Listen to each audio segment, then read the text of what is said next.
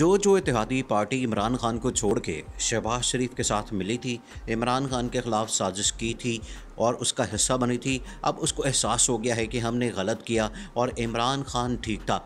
अब जो पहली जमात जिसको ये एहसास हुआ है वो है MQM।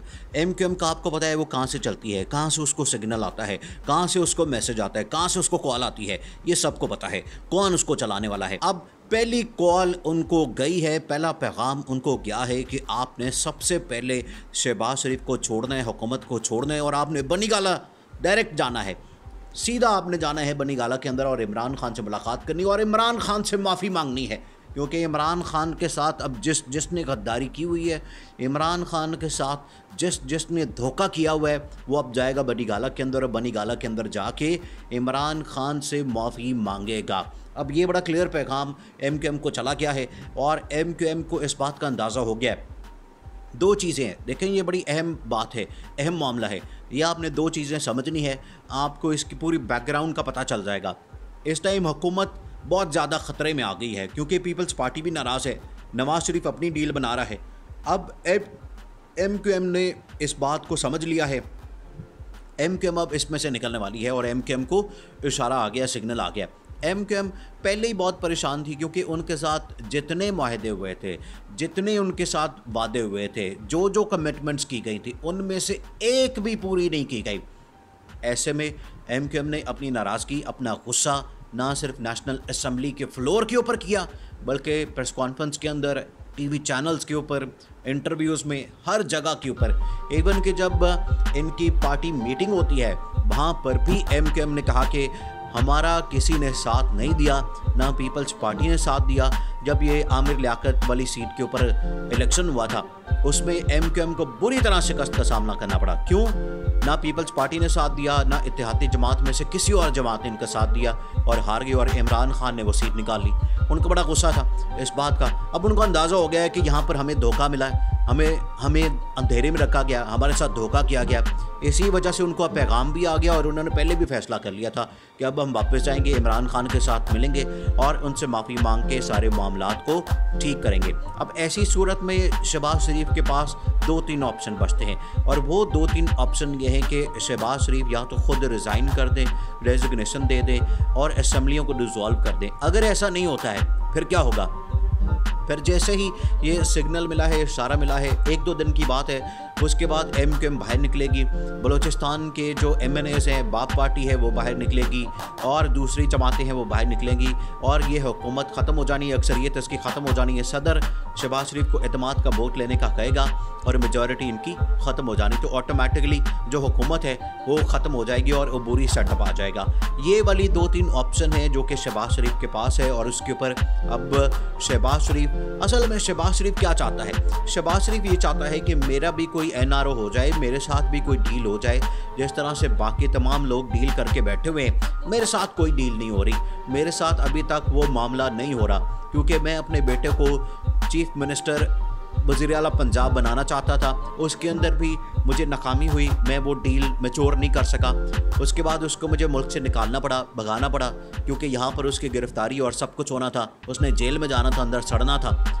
अब शहबाज शरीफ चाहता है कि मेरे लिए भी कोई ना कोई डील बनाई जाए और ऐसा रास्ता बनाया जाए कि मैं दोबारा पावर के अंदर भी आ सकूं, पाकिस्तान की सियासत के अंदर भी रहूं और मेरे ऊपर केसेस और ये तमाम चीज़ें सब कुछ ख़त्म हो जाए। ये अब शहबाज शरीफ चाहता है, इस वजह से ये डिले आ रहा है। हालांकि शहबाज शरीफ को ये मैसेज पहुंच गया है, शहबाज शरीफ को इस्टेब्लिशमेंट की तरफ से ये बात चली गई है कि अब आपके पास मेजॉरिटी नहीं है, 1-2 वोटों की मेजॉरिटी है वो भी ख़त्म हो गई क्योंकि काफ लीग ने भी बाहर निकलाना है, MQM ने बाहर निकलना है, फिर उसके बाद पीपल्स पार्टी ने बाहर निकलना है, तो इसकी हुकूमत ख़त्म हो जानी है। देखें इस टाइम बैकडोर के ऊपर सारे मामला चल रहे हैं, फ्रंट के ऊपर कुछ भी नज़र नहीं आ रहा, लेकिन बैकडोर के ऊपर इस टाइम सारे मामला तय हो रहे हैं और एक चीज़ के ऊपर बात हो रही है और ख़ास तौर पर बात हो रही है कि सूबों के अंदर किस जमात को कौन सा सूबा मिलेगा, सूबों के अंदर किस जमात की हुकूमत होगी। जैसे अभी PTI ने 2 सूबों के अंदर अपनी हुकूमत बना रखी है, एक तो खैबर पख्तूनख्वा के अंदर और दूसरा पंजाब के अंदर। पंजाब में चीफ मिनिस्टरशिप दी हुई है काफ लीग को, इस तरह से काफ लीग को भी मैनेज किया हुआ है। अब आप देखें पाकिस्तान के अंदर कोई ऐसी जमात नहीं है जो हुकूमत के अंदर ना हो, सबकी सब जमातें किसी ना किसी सूरत में हुकूमत के अंदर है।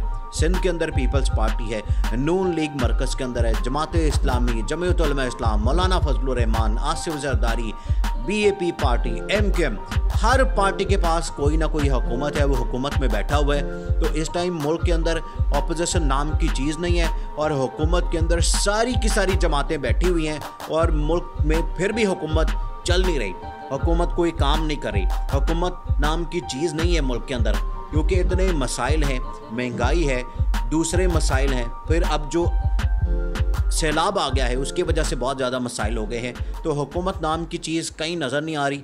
सारा जो है वो इस्टेब्लिशमेंट फ़ौज जाके काम करी है, सब कुछ फ़ौज ने हैंडल किया हुआ है, फ़ौज को बुलाया हुआ है, अब सब कुछ वही कर रही है। तो ऐसी सूरत में इस्टेब्लिशमेंट ने बड़ा क्लियर पैगाम दे दिया है कि अगर आपने इस तरह की हुकूमत करनी है, अगर आपने इस तरह से मुल्क चलाना है, तो इससे बेहतर है कि आप घर जाएं और इलेक्शन कॉल करें ताकि नई हुकूमत आके सारे मामलात को संभाले। इनसे मुल्क नहीं चल रहा, इनसे मामलात नहीं समझ रहे और इस तरह से अगर मुल्क चलेगा तो इसको और बेड़ा गर्क हो जाना है। अब देखिए, नवाज शरीफ को इस बात की समझ आ गई है, वो शहबाज शरीफ को फारिग करना चाहता है और पूरी की पूरी जो पार्टी कमांड है वो अब देना चाहता है मरियम नवाज के हाथ में। इसीलिए कुछ दिन पहले प्रेस कॉन्फ्रेंस करवाई गई मिफ्ता इस्माइल के ख़िलाफ़ और शहबाज शरीफ के ख़िलाफ़। उसमें किस किस ने प्रेस कॉन्फ्रेंस की?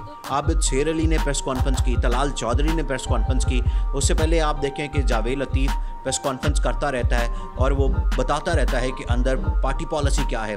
पार्टी के अंदर देखें 2 ग्रुप बने हुए हैं, एक नून लीग, एक मरियम नवाज का ग्रुप है और एक शहबाज शरीफ का ग्रुप है। और शेख रशीद वाली वो वाली बात कि शीन और नून अलहदा हो जाएगी और नून में से शीन निकल आएगी, वही वाली सिचुएशन इस टाइम बनी हुई है। और इमरान खान इस टाइम ख़ास तौर पर लीडिंग पोजीशन में जा रहा है। सारी पार्टियां वापस जाएंगी इमरान खान के पास, इमरान खान को मिलेगी लीडिंग पोजीशन और इमरान खान लेगा 2/3 मेजॉरिटी। लेकिन सबसे अहम नुक्ता और सबसे अहम बात यही है जिसकी वजह से हर बंदा खौफज़दा है, हर बंदे को परेशानी है, हर बंदा परेशान है और सबको इस बात का अंदाज़ा हो गया है कि अगर ओवरसीज़ का वोट भी इमरान खान को मिल जाता है तो इमरान खान ऐसी लैंडस्लाइड विक्ट्री निकालेगा और इतना ताकतवर वज़ीर आज़म बन जाएगा, वो आराम से 250-250 सीटें आराम से निकाल लेगा। और सिंपल मेजॉरिटी तो बहुत दूर की बात है, ये 2/3 से भी आगे निकल जाना है मामला और इतना ताकतवर वज़ीर आज़म बन जाएगा। फिर निज़ाम के अंदर अपनी मर्ज़ी से जो रिफॉर्म्स लानी है, जो तब्दीलियाँ करनी है, जो कुछ करना है वो इमरान खान अपनी मर्ज़ी से करेगा। और ख़ास तौर पर जो इस टाइम इन्होंने सारे मामलात ख़राब किए, इसके ऊपर पर्चे, मुकदमात, FIR, गद्दारी, बगावत और तमाम चीज़ें इनके कारकुनों के ऊपर, शहबाज गिल के ऊपर, इमरान खान ने कहा है मैं एक एक चीज़ का बदला लूँगा। मैं जैसे ही हुकूमत में आ गया मैंने हर चीज़ का बदला लेना है। जिन्होंने मेरी पार्टी को तोड़ने की कोशिश की, उसके अंदर बगावत कराने की कोशिश की, हर एक का बदला लिया जाएगा। अब हुकूमत घर जाने वाली है क्योंकि इत्तेहादी एक एक करके बाहर निकल रहे हैं। मेजॉरिटी शहबाज शरीफ की हो जानी है ख़त्म और हुकूमत का हो जाना है ख़ात्मा।